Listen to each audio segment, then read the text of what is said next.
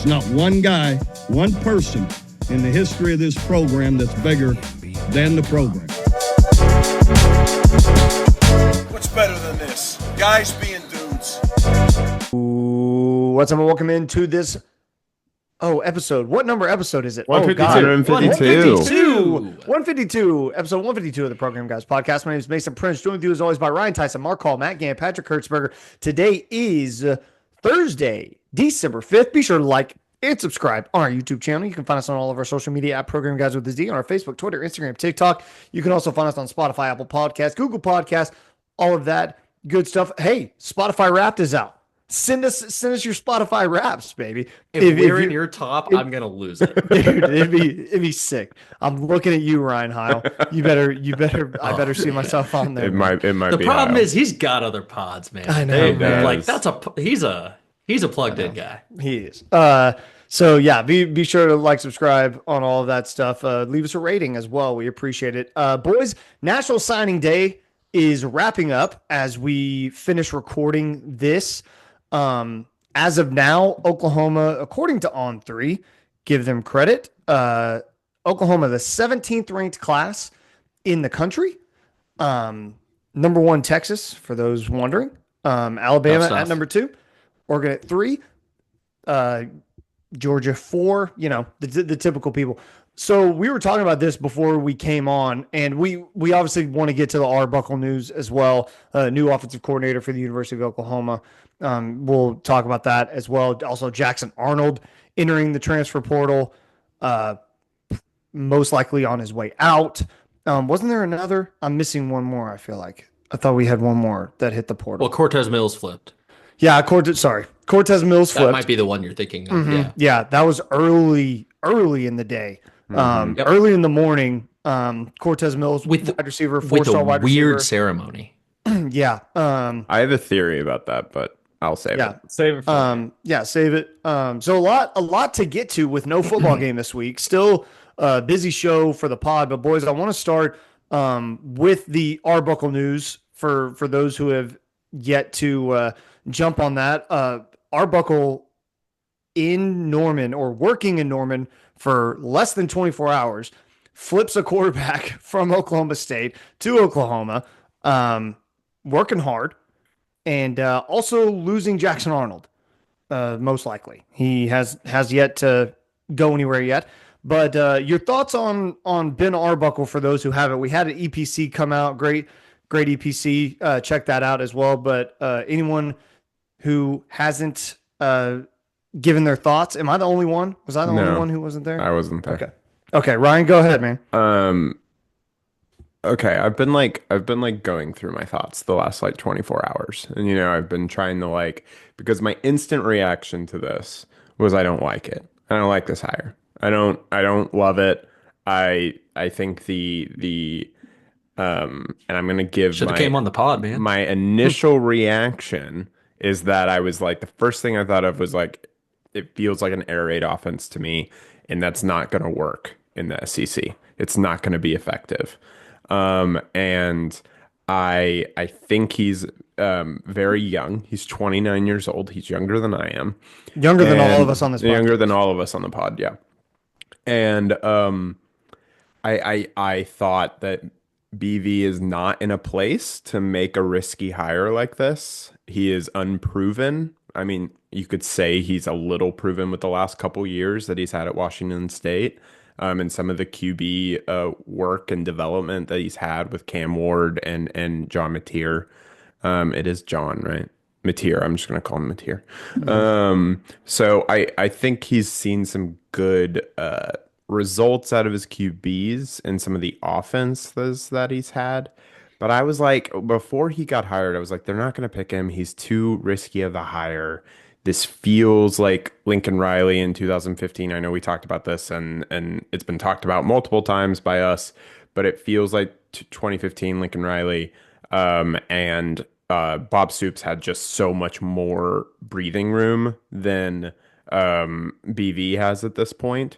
We've said on this pod, and I feel like everyone's aware of this, if BV messes up this hire, he is going to lose his job. And that's significant because this is risky. This is not going out and getting a well-established offensive coordinator. This is a risky move, and I don't know, with all the turmoil that we have had this year, that initially when this was announced, I liked the risky move. I think I wanted a bit more stability. I think I wanted a bit more proven track record and a bit more seeing an offense that I think could work more in the SEC.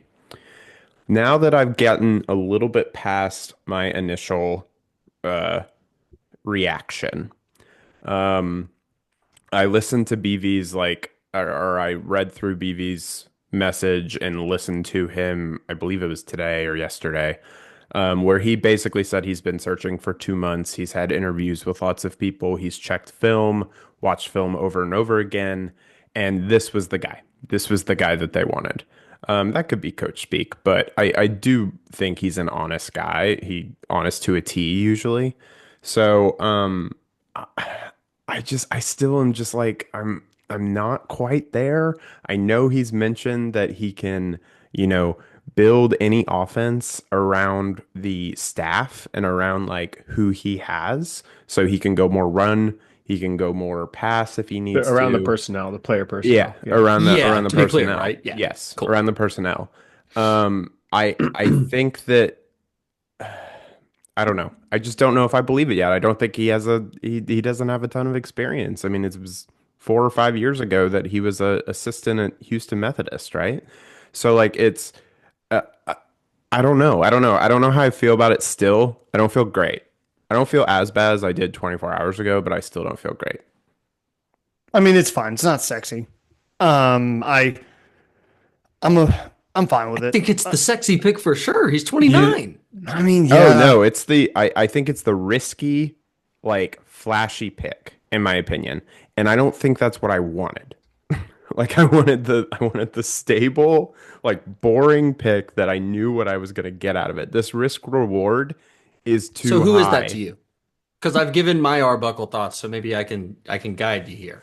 I mean, I still wanted Buster Faulkner from Georgia Tech. That's Sure, who I yeah. wanted. I feel That like was the guy. that's a less sexy hire. That's a dude who has coached. He was at Georgia, and like he's coached in the SEC. Like he has more stability. He's a little older. I think he's in his 40s, early 40s. Just a bit more experience. Like that was the guy I wanted. And even Craddock, I think, has a bit more experience and a bit more longevity that he's had in this game. We have 2 coordinators leading both sides of our ball who are younger than I am. And that is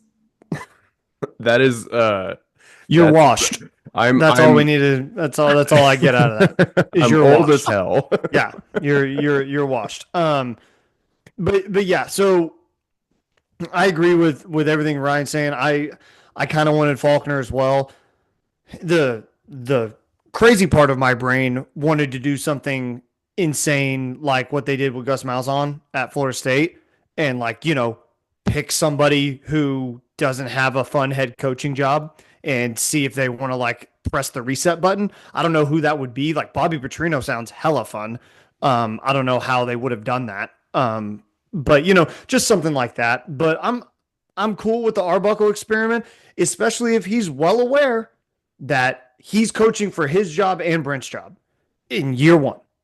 And if he's cool, and that may have been part of the reason the job wasn't, oh, I want it. Like, because people know year 1, you're coaching for your job and you're coaching for the head coach's job. So I get it. And also the staff not changing at all. Wild. Yeah, to I me. didn't talk about Crazy. that, but I don't wild. like it. The upsetting thing. As the day has passed, though, I think, or 2 days, whatever, I think that they're sort of inviting guys to go find jobs. I don't think Joe John Finley stays on staff. For example. Yeah, he said he might go play call plays somewhere. So like, Right.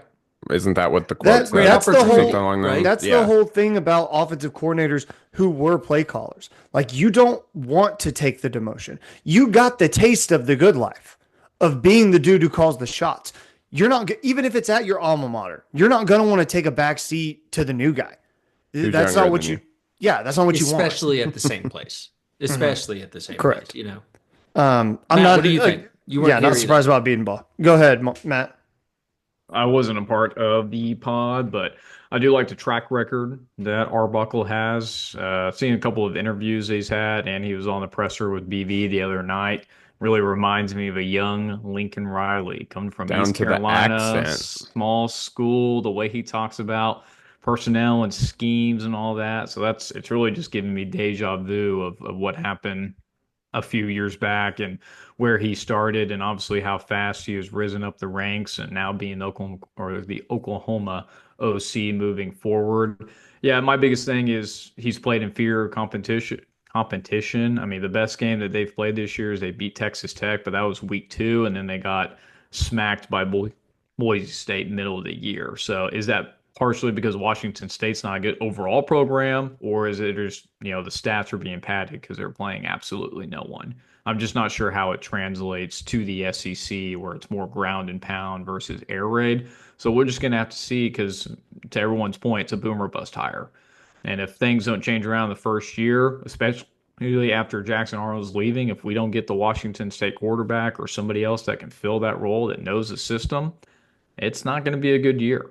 And our schedule is not getting any easier. We're playing the same opponents. We're just switching home and away. So it is going to be a very, very tough year, I think, for everybody to fit into a system that makes sense.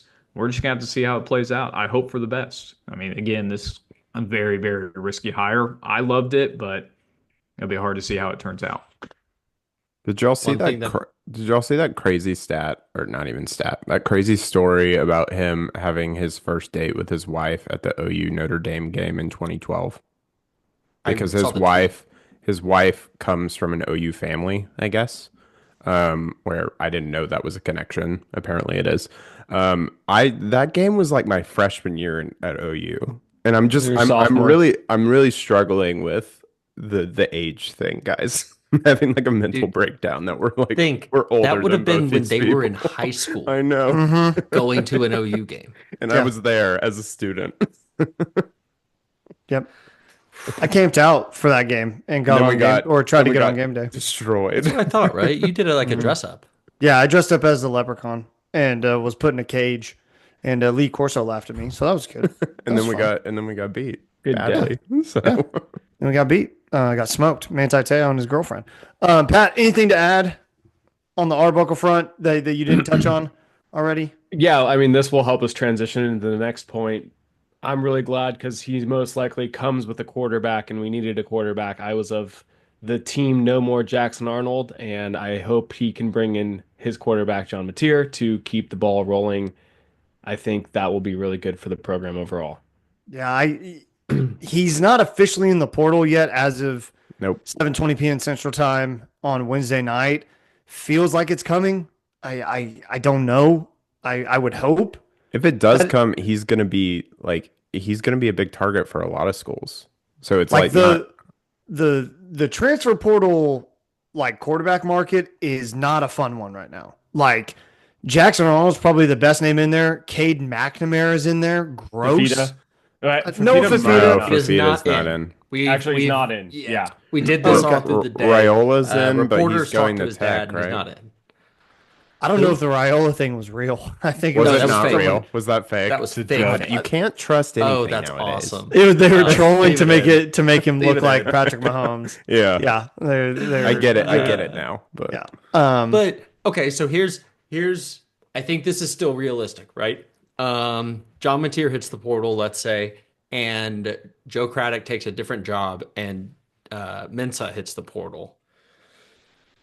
What do you guys think? Because Get the Mensa's guy who knows younger, the system. more I think you athletic, take. I I think would you. think, I think you take. but Mateer. Mateer knows the offense, right? Yes, that's where I land too. But it's a quarterback that I think is going to hit the portal, and He what knows happens the then? offense. He's from DFW. Like it.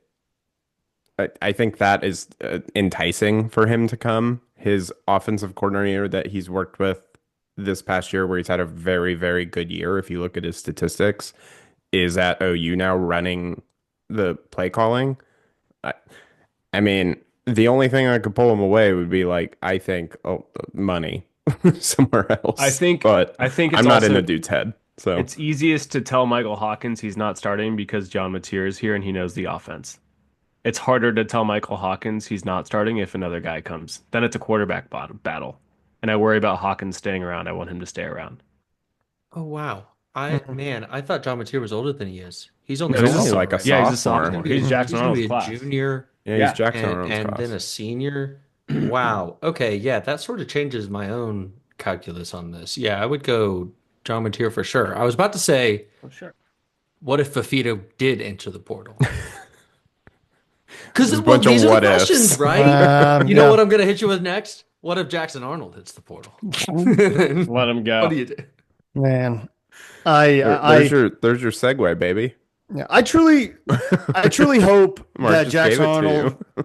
Jackson Arnold, like 'Cause Pat gets did it too. what he's looking for, and is able to have kind of a renaissance. I think he deserves that. Me too. Kind of dealt just a really bad hand this year. It sucks. I wish he would have stuck around and we could try to figure it out. Because I think this team is better with Jackson Arnold on it than not. In some capacity. So I wish he would have stuck around, but I get it. I'm not gonna knock him for that. I don't know where you go because the tape's not great. I like who's Former 5-star. He's Right? gonna make more money going He'll be somewhere fine. else than He'll he be made fine. at Oklahoma, I believe. Yeah, I mean- because he can leverage his market. yeah. So I don't know. And he could I'm really hoping he does really well somewhere else. Like he was put into Oh hell yeah! he was Yeah. put into a really bad situation here and he did a lot. He did a lot for this program going through a really bad year and a really bad offense and burned a red shirt and just like put his body on the line multiple times. I'm pretty sure you know. I'm pretty sure we all thought this is where it was going to go Yeah. after the Tennessee game. I feel like once the Tennessee game happened, this was the only. And then it Like, kind of I- came back though that I thought this might I thought work. it kind of came back a little bit. I thought it I might just- work. I think he got burned. I just think he got I burned. think if it was Buster Faulkner, he'd still be here because there's a lot of Jackson Arnold, Haynes King comparisons that I like to make at least. Both very capable runners and then also an arm that can make the play. It's just with Jackson, he hasn't done it enough. And none of the guys that he was supposed to play wide receiver with are on the field. Like it can't be stated enough. He had no help this year, his only year as the starter. I am absolutely going to throw $10 on Jackson Arnold, Notre Dame quarterback, to win the Heisman next season because Riley Leonard leaves. Deuce Knight That's actually a committed good to spot Auburn for him. instead of Notre Dame. It is going to happen, I think, and it's going to be fun, man. Rooting for Jackson Arnold for sure.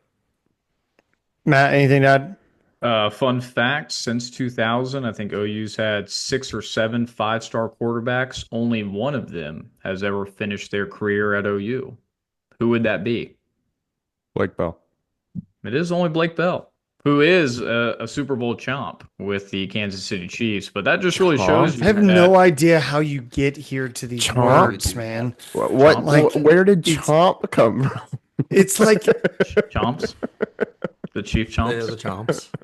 But that just shows you that even with these highly recruited guys, either get dismissed, transfer out, and especially in the world that we live in with NIL, that you can never know what to expect from these guys if it doesn't turn out in year one or whenever they get the chance to start. So OU's got to fill a lot of gaps in the transfer portal, and it starts with the quarterback. Dude, I mean, Yeah, look at all the quarterbacks in all the top teams. How many of them came up with their teams, right? Quinn didn't. no. Carson Cam Beck did, Ward. but- Cam Ward. Cam Ward didn't. Garrett Nussmeier, I didn't. don't. Was he always an LSU guy? I didn't think he was, but maybe he was. Actually, don't know. I don't remember. Would like to ask the question. Indiana, obviously, no. Ohio State, no. USC, Howard, no. Sanders, no. Well, USC's not up Colorado, there. no. Sorry, I just wanted to shit on them. That's UCF head coach Lincoln Riley to you. Go ahead, Patrick. How does everyone Be a feel about great Michael hire for Hawkins him. starting next year So too, if nothing else works out? I feel okay with My- it. I feel my- mostly okay with it. So my don't think he's initial ready. thought was with Jackson Arnold going into the portal, I was like, I'm feeling like pretty confident that Mateer's gonna follow Arbuckle. I could be very wrong. I could be very wrong. But I do not think you are Jackson Arnold And maybe it's just the last year is just too much. There was too much put on him. He wasn't put in a good situation, and he just needed to get out. And that could very much be true. But you're still at a premier legacy university. You have a new offensive coordinator who has done extremely well with quarterbacks the last 2 years. And if you were given the opportunity to work with somebody like that after the situation that you've been in the last year, I mean, I would think you would take that. Um, him going makes me think there was a conversation that That somebody else is coming in and you're gonna have to fight for this spot. And he was like, after what I've done, no, I'm going somewhere. I'm gonna get paid. I'm going to Notre Dame, whatever it may be. That's the thing that I keep coming back to is that Brent is so open and honest, like you said, Ryan, to a fault sometimes. I I have a hard time believing that they haven't looked Jackson dead in the eye and been like, look, man, here's the way it is. This OC's coming in. We're probably going to get a dude in the portal because look at where we're at right now. It may be this guy. We'd love for you to stay, love for you to earn a starting job. But if you're not, I get it. I Well, and just you feel gotta like pay him less. right. Yeah, you do. 100%. And you're not getting, I think you're not getting John Mateer in the door unless you tell him you're starting. I agree with that. Totally. I agree. Because he can go somewhere else and be guaranteed a starting position. And then you're starting Michael Hawkins now. And to think Pat's that's point, maybe risky. that works. Maybe that works, but I'm not sure I loved what I saw from his ability to like read a defense and run an offense past explosive plays. And he does produce those in the air and on the ground, but that's not full-time quarterbacking, and no one expected it from him. He's a freshman. Right. I agree. Anything else before we move on to a little bit of recruiting? We're not going to dive too deep into it. Just kind of some surface level stuff. If you guys are cool with that, we got a lot of time to kill In the until offseason. the bowl game, so we can dive deeper into the class in the coming weeks. But as of right now, as of 7:30 p.m. on 3, like I said, OU ranked 17th in the country. That is behind Penn State at 16th, Ole Miss at 15th. OU took 10th 18 in the guys. SEC. Yes, 10th in the Can SEC. I add that in? 10th in the SEC. So 17th sounds fine, but Yeah. then I think within the conference that sounds gross. Yeah. 18 total guys that they have brought in. That is the lowest number. That is lower than anybody who's in front of them in the national rankings and in the SEC rankings by a few, by at least like 3. And according to Brent Venables, that's on purpose. He is very confident in the young guys that they have. You roll your eyes, Matt, but I think whether he's delusional or not, I think he's Again, correct. It he's was on honest to a T. Yeah. So I I think think whatever he's saying, he actually believes. Yeah, So, I think he did it on Well, and purpose. It wasn't an accident. He added in that like freshmen and sophomores played like 8,000 snaps last season. And I don't actually know how many total snaps there are in a year, but the idea being, hey, we're already relying on young guys who are getting older. We'll take a smaller class knowing we need to get stuff in the portal too. Yeah. That's cool, man, but you better really execute in the portal. And it's hard to run this 2-track scheme like you're trying to do. It's tough to see guys and let guys develop when you also have to rely on portal ads. When Lincoln did this, we were like, this is criminal. I don't know. Like his last year, he also had a very small class. Small class, and people were up in arms. Yeah. We just like Brent. Yeah. Yeah, and Brent made the point, whether it's right or wrong, but it's Brent's point to make. They want to make this team about developing kids out of high school. Like that's what he wants. And you're not getting a ton of dudes out of high school. And to kind of Mark's point, to piggyback off of Mark's point, you got to hit on these guys. You're having a way like smaller pool to hit on when you're not taking as many guys. So that's what kind of makes me uneasy. Like, yeah, Fasusi, Foje, the offensive linemen, those are the ones that stick out. Those are the names where you're like, oh yeah, I'm pretty pumped about those. And if you have two of those four play meaningful snaps for you before their time in Oklahoma's up, that's a win. That's a hit. Now the other guys, you're looking at a wide receiver out of Shakota, Oklahoma. A lot of people came onto him late. Elijah Thomas. A lot of people came onto him late, but you had him. That's a 3-star receiver. You better. That's Emmett Jones. Yeah, you got to have that guy hit. Like that guy's got to hit. It's stuff like that. On the class itself, I think if you just look at the top 5 guys, maybe 6 guys, 7, Jesus. What you see is an emphasis on the trenches and on the passing game, because everything is offensive line, defensive line, wide receiver, secondary. Those are the most important things that you have to worry about, you have to consider, and that's where we're shooting for. I mean, Fasusi and Foje, man, that's dude, this offensive line class is great. That's the best 2 that we've brought in probably in the Beanbo era. And you can't really quantify that. That's so big. Keeping Fasusi he's the crown jewel of the entire thing. You lose him and we don't have a single 5-star in this class. I think Mark was in the bad place today, y'all. So about Fasusi. But I we're was in better. I was We're in a better tough now. spot. I just, I do it to myself. That's the best way to say it. I like all of the names in the class, the things that I've seen of them, but there's just not enough of them. And I don't really get that, man. I'm confident that there are some 3 or 4, probably not 4, but there are some more 3-stars out there that we could have uncovered some rocks here and there and seen what was what. I understand you got to start trimming rosters soon, but that to me sort of indicates you should make sure you've got some young guys in-house, because people will leave you're not ready for. Go ahead. 13 out of 18 in the class are from either Oklahoma or Texas. 33% of the class from Oklahoma. We've been asking him to recruit in-state guys. We've been asked. I have. And it's an awesome in-state class. Right. Like this year really in Oklahoma was very good. Correct. I wonder if we'll see the same thing next year, right? Just numbers-wise. But this year was amazing. Yeah. If next year goes poorly and people transfer out, this is not a sizable enough class to set you up for success in the future. That's what I'm most worried about. It's the right way to put it. It leaves a big gap in the next year or two if A, these guys aren't good, and B, if BV gets fired. There's a huge gap here. This is not set up for success. In the if you miss on 3 guys, that's a 6th of your class. Yeah. Yeah. In an era of the transfer portal, another reason why having bigger classes is kind of the cross you have to bear, because the odds are more guys are going to leave than stay.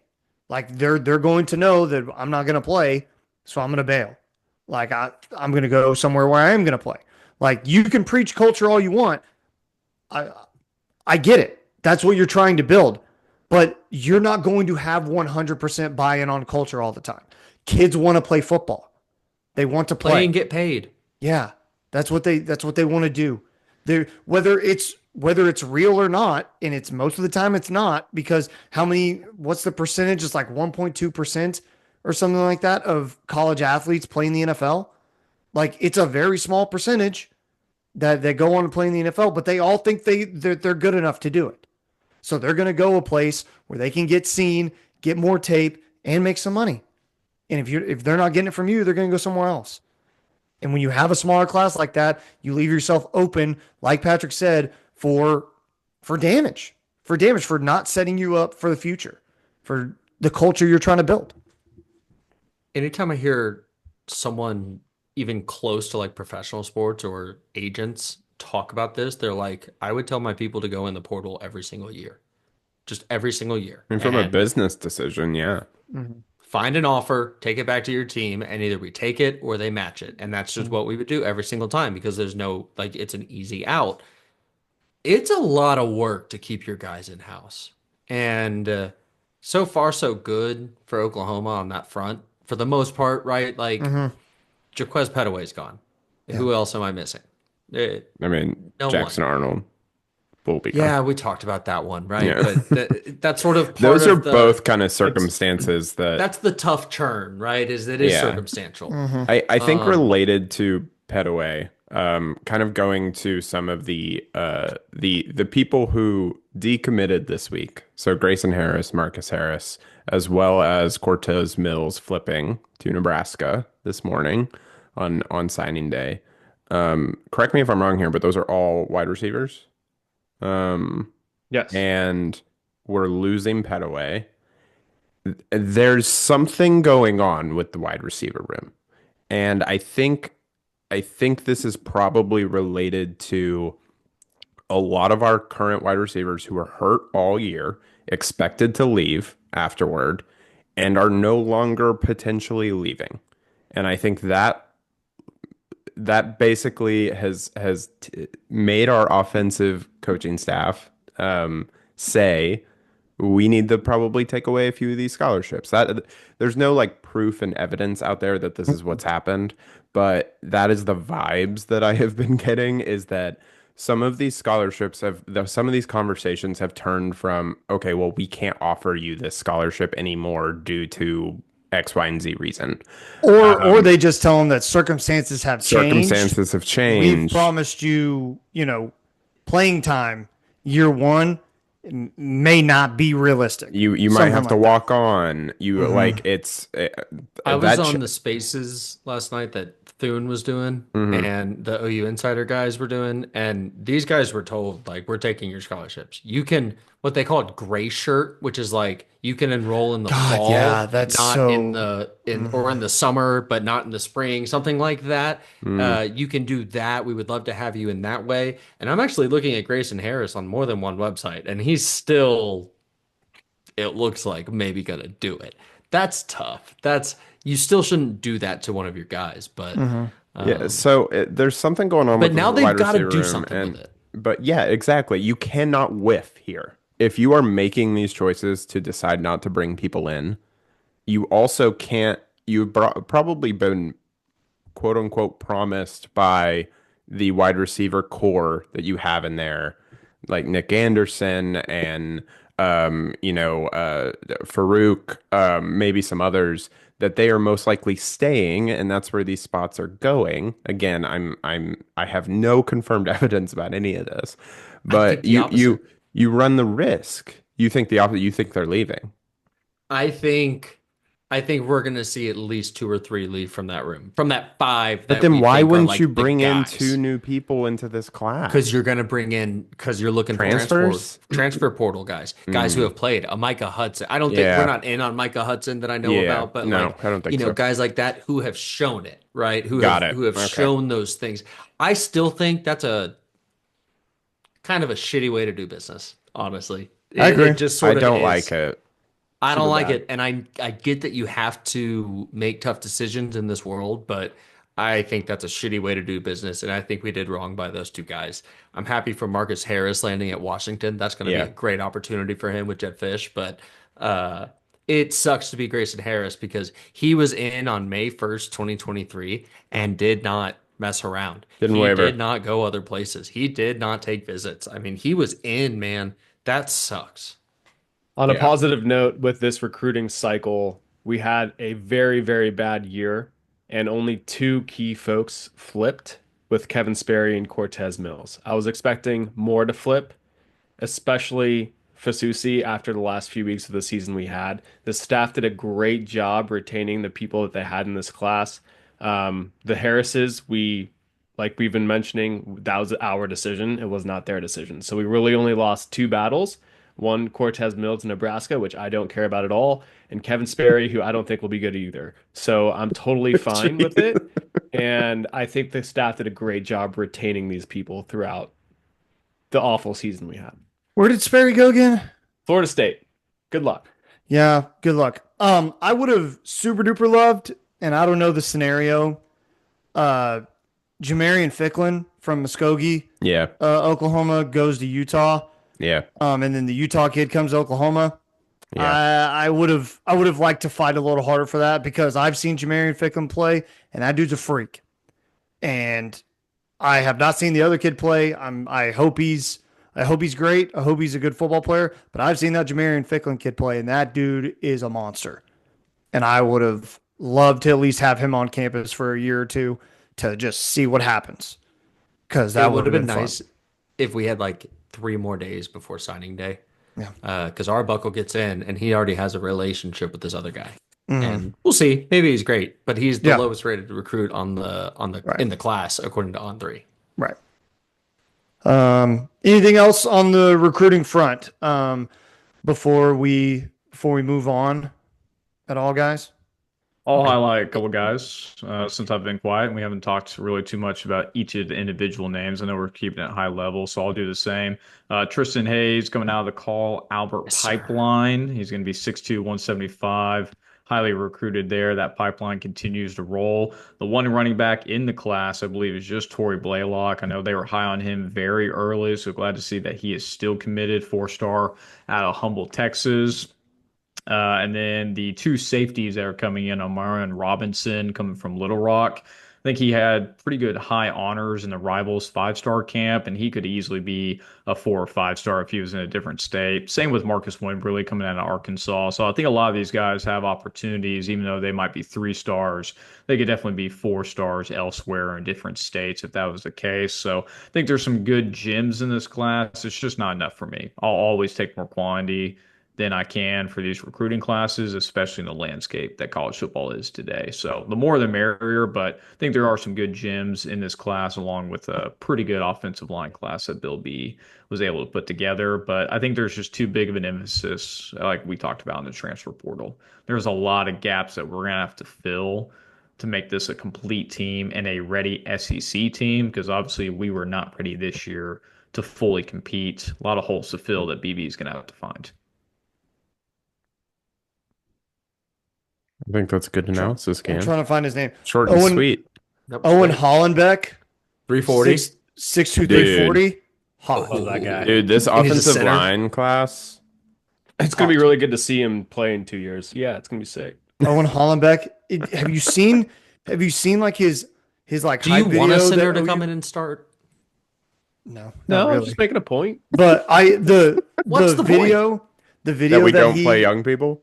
What's the joke? I'm kidding. I'm sorry, Mason. It irked me. Go ahead. No, but the hype video that he did for OU where he was going like that, his arms are massive. So He's huge. And Josh McCuistion said something about like just how naturally strong he is. That's the kind of stuff I like to see. I love you to be Schmitty built, but you come in already strong as hell. I'm about it, man. I freaking love that. I love that. Okay. Circle the wagons. Let's get to it because we got an undefeated men's basketball team. Porter Moore. Here, hold on. I want to say like Matt. Porter Moorzer and his basketball good. team tonight. are playing so well right now. Go Is ahead, that Matt. They are undefeated into the top 25 after their tournament that they had in the Battle for Atlantis. And this is Porter Moser. Nah, I'm going to say that every single time. But really good wins over their first game, Providence 79-77. Then they follow up and beat number 24 Arizona 82-77 before going on to the championship round against Louisville, where they outplayed and took that away 69-64 Nice. with Jalen Moore just going absolutely bonkers, putting up 24 points and 7 of 13 shooting. I think he led the way. The Sooners were scoring all through the tournament, scoring 60 plus in those 3 games. So in combination, really good showing, especially from the transfers that Porter was able to get throughout the time. They actually just played a game yesterday against Mark Hall's Georgia Tech, who we actually had some players transfer to and from. Beat them 76-61. First game entering the top 25. Sooners did not have a very good first half in that game. Coach told them, the guys at halftime, we start needing to move the ball better in the second half. And so freshman guard Jeremy Fears, who was a top 50 recruit in his class, led the team with 18 points, 3 assists, and Jalen Moore finishing with a double-double. And they will begin SEC play on January 1st or January 4th against Alabama. So this is going to be a true test because the SEC and the Big 12 are definitely the best two conferences SEC when it is really comes good. to when it comes to basketball. So it's going to be a very good start, obviously, for men's basketball. This is what you want to see, especially with a lot of turnover, but off to a really good start. And this is actually Moser's fourth time in a row where he's won a non-conference tournament. 2021 was the Myrtle Beach. 2022 is ESPN Events Invitational.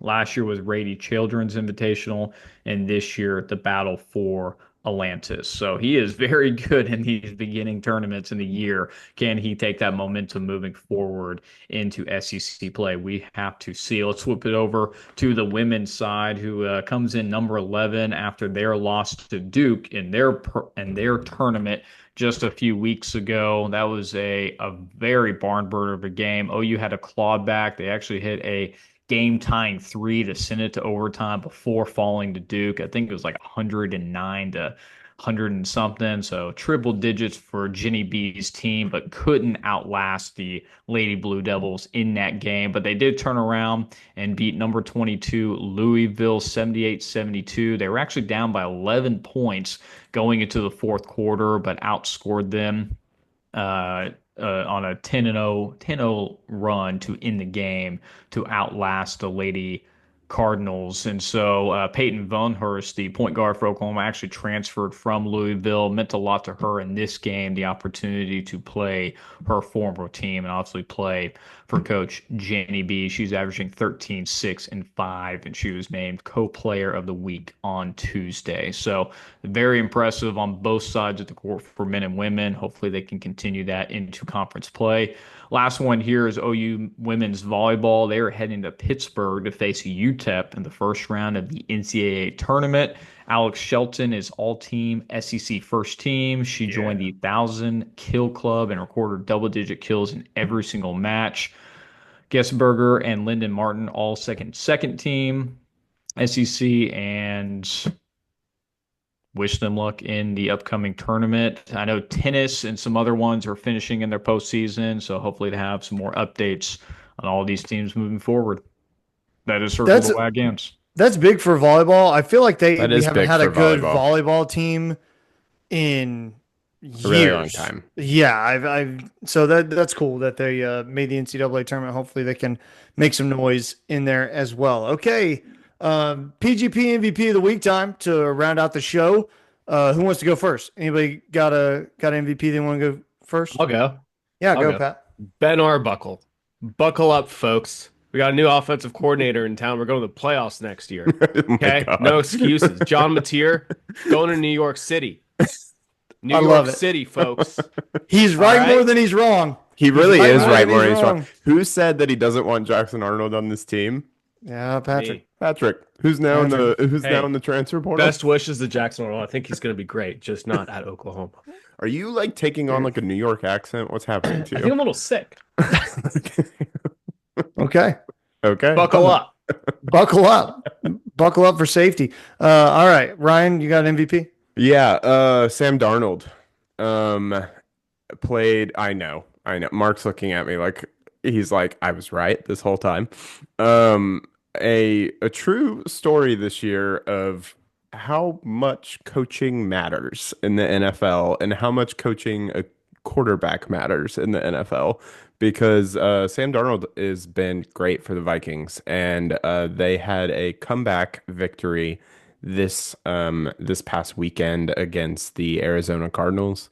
Love Kyler Murray, but I was very glad to see the Vikings pull that off.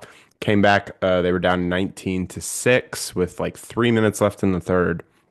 And the offense and Sam Darnold came alive and really put together some pretty incredible drives. He was making throws that a lot of people can't make, and I was very, very impressed. and he just kind of keeps impressing me. And I'm like, what do we do as Vikings when we signed him to a 1-year deal and we get to the end of this and he's currently 10-2 and we're still going through the last 4 or 5 games of the season?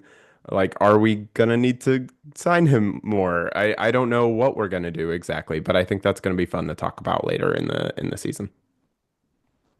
Your Minnesota Vikings hosting the Atlanta Falcons and 5.5-point favorites this week. Kirk Cousins coming back.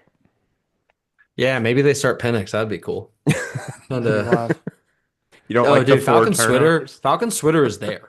Are Falcons they Twitter really? is there. Are they really? He leads the league in interceptions. Yeah. It hasn't looked good for several weeks, and the team has weapons who can be getting the ball deeper down the field than Kirk Cousins is currently throwing the football. So there are people calling for it, and you just happen to owe him like $160 million. No big deal, guaranteed. Whatever. I'm gonna go MVP next because I'm talking. I'm gonna go Bill Bedenbaugh. Nice. Man, Yeah, that's a good one. man, the shit that Bill has had to take from all of the idiots like us who called him out, who said he doesn't recruit hard enough, he doesn't get the job done, and that he underperformed this season. If you're Bill Bedenbaugh now, looking up today, you just signed the best 2 offensive tackle prospects that Oklahoma has signed in several years, and you're coaching your scheme again. Because Bill Bedenbaugh, coming under Dana Holgorsen way back in 2013, that's an air raid guy. That is his bread and butter. So we are going to go right back to what he is comfortable with on the offensive line. And don't be surprised if you see some of the young bloods from this season, your EPLs, your Eugene Brookses, your Daniel Akinkumis, in addition to those 2 young bloods coming in this season. Look at Patrick. Right? Oh, I'm so ready for Akinkume, baby. Yeah, man. I think that sounds All of great, those and I guys. love all of that. I MVP Bill do not Bedenbaugh. Go want ahead. an air raid. It's not going to work. It's not going to be Tennessee's in the what you're thinking. playoff. I think it's not going to be what you're thinking. I've seen Okay. a lot of videos of people whose football opinion I respect showing me a lot of Arbuckle's run game, Okay. and I think it's hot. I mean, he ran more this year than he threw. right, So, Passed. right. yeah. I got to see if all these games are available online somewhere. I want to go watch this shit. Fair enough. Matt, you got MVP? There's no way. You're I do. It's for someone that has really. No, I'm not. Can you hear me? Yes, go. Okay. For a man who's been in the spotlight, who has gone through injury, to put himself out there, that would be my MVP, Aaron Rodgers, and his I knew upcoming this. Netflix docuseries, Enigma. You're so funny. Follow NFL You're quarterback so Aaron good. Rodgers as he rebounds from Achilles injuries in the Oh Sports my Series God, chronically this is the the worst defining one. moments of his life and career. It actually for sure hasn't been the season that he wanted with the Jets, but to put himself out there and the struggles that he goes through just makes him Oh an my all-time God. great. I hope you guys will all tune in and let me know what you think about it. Thank you. That was When he went that to was- that Egypt was in pretty this training incredible. camp, it was because he had like a production crew with him. He had to pay for that Incredible. if Amazing. he didn't do it. Amazing. Enigma. Amazing. Enigma. Amazing. My MVP, Porter Moser. Just Porter Moser. really, really good Morser? start to the year. Porter Moser. Porter Morse code. Yep. He's had a great start to the season. Really, what they needed, especially when SEC play gets started, and it's going to be tough because there's some good teams in the SEC for basketball this year. Rooting for Porter. It's hard not to like him, man. I feel for the guy. Hopefully they can go on a little run here, make a tournament, because I feel like if they don't, he might be done for. So that's going to do it. Episode 152 in the books. Be sure to like and subscribe to our YouTube channel. Find us on all of our social media at Program Guys with a Z on our Facebook, Twitter, Instagram, TikTok. You can find us on Spotify, Apple Podcasts, Google Podcasts, wherever you get your podcasts. That's where you can find us. We will see you next week. No post-game pod because there's no game. We will see you next week, folks. That's going to do it. Patrick, take Boomer. us out. Keep pushing it, baby.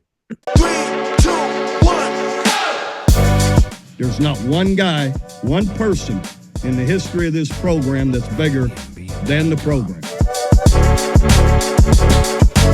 better than this? Guys being